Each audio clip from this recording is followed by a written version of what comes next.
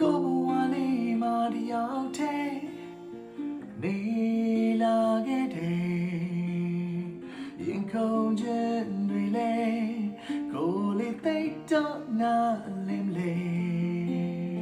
နှလုံးသားလေးကိုကိုင်းဆွဲဝင်လာခဲ့တယ်ကိုလေးခုတော့လေတကယ်ကိုချစ်မိပြီးပေါ့ခွဲခွဲတော့ပါနဲ့ချစ်လေးရဲ့နင်းတယောက်ကိုပဲကိုချစ်တယ်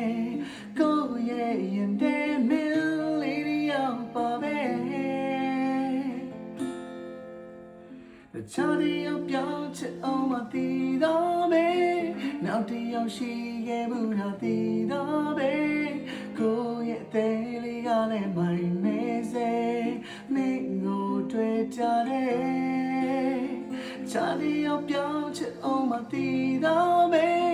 နောက်တယောက်ရှိခဲ့ဘူးတော့သိတော့ပဲကိုရဲ့အသေးလေးကလည်းမိုင်